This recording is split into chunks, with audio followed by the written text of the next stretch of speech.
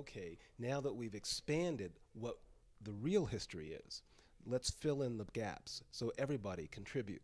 One world, one family. Tell your story.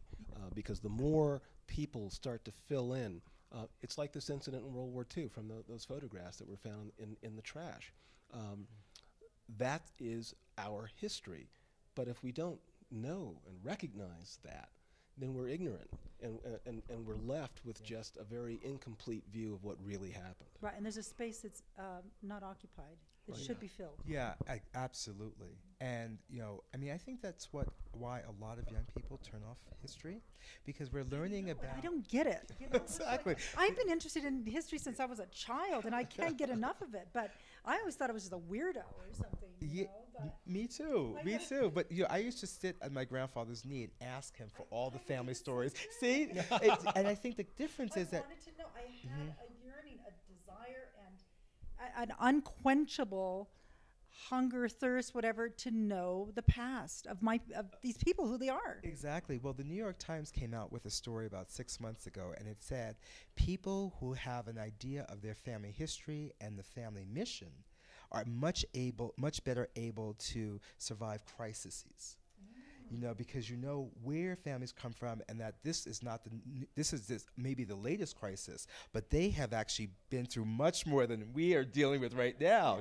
With all this new technology and all the the great things we have at our fingertips, and I think that that's what I really wanted people to have a sense of. That particularly for young people, that history is not this remote thing out there, but not only is history in your family photographs, but history is actually something that we are making.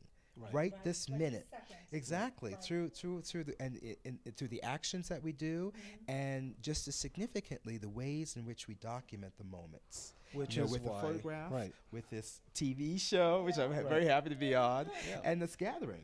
Well, and it's exactly why we want them to really reconsider what those images on their phone really are. I like that. Because what happens is, they look at their usage and they say, oh my gosh, I'm running out of space. I'll just delete that. Right? Right. But if you really stop and realize what that is that you're deleting, that's history. That's future history now.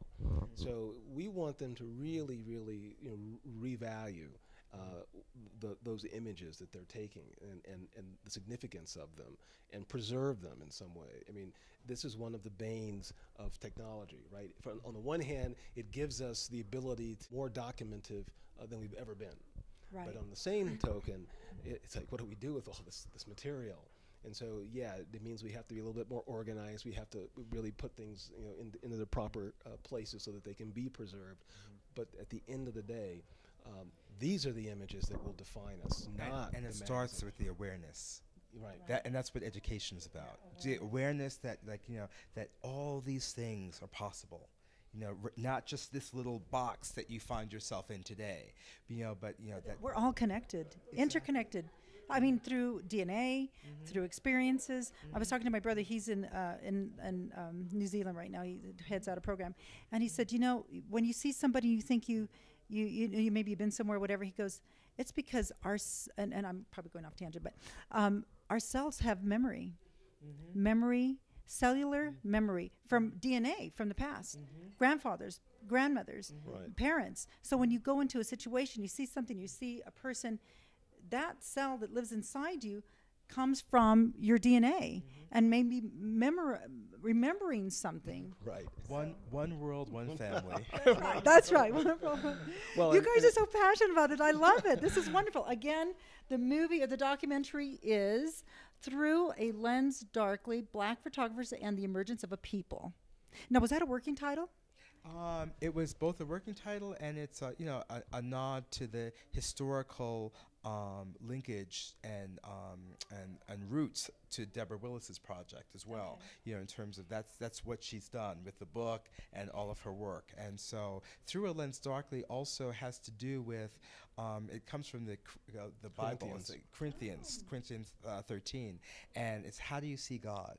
You see, right now we can only see God as a reflection through a lens darkly, but at one point we'll be united, with our Maker, And so art is about making a kind of this reflection of our spirit, And so that's what I wanted to really talk about, that, you know, the act of taking a photograph is actually to connect the spirit. And I like that. There's so many creators here, storytellers, creators, and everybody just has ideas and their passion, and it's just so obvious. And it's been fun being here. And thank you so much for this. I can't wait to see this. So this is awesome. Congratulations for being here, for making us aware, for bringing us into this family. This is awesome. Thank you so much. Thank you, Monica. Okay. And you've been joining us here at the Utah Technology Magazine YouTube channel. And if you get a chance, go to One world, one family.